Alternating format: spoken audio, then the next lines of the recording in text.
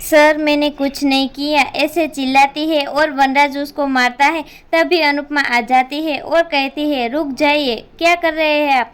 तब वनराज कहता है कि अनुपमा तुम चुप रहो। सागर कहता है कि सर आपको कोई गलतफहमी हुई, मैंने ऐसा कुछ नहीं किया है। मीनू कहती है कि सागर सच बोल रहा है, उसने कुछ नहीं किया, प्लीज उसे छोड़ दीजिए, आपको बड़ा कंफ्यूज हुआ है। तब वनराज कहता है कि तुम यहाँ पर नहीं आई हो, तुम्हें कुछ नहीं पता, मैं यहाँ महीनों से रह रहा हूँ कि इन लोगों की औकात क्या है। तब अनुपमा चिल्ला के कहती है कि सागर को कोई हाथ नहीं लगाएगा। वही अनुपमा ने सागर को एक जोरदार थप्पड़ मार दिया है, पर सागर को थप्पड़ इसलिए नहीं मारा कि उस पर अनुपमा को भरोसा नहीं है, उसे इसलिए मारा है कि अनुपमा को लग रहा है कि डर, क्योंकि सागर को कुछ हो ना जाए, क्योंकि अनुपमा ने अपने बेटे को खो दिया है, अब उसे खोना नहीं चाहती।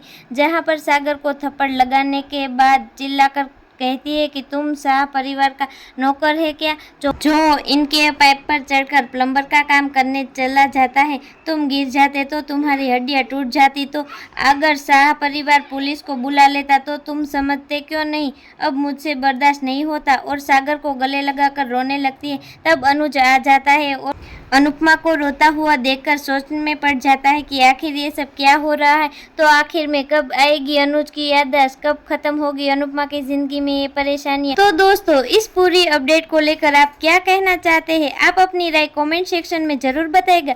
फिलहाल के लिए इतना ही। आगे की अपडेट जानने के लिए जुड़े रहे हमारे साथ हमारे चैनल माय टॉपिक में।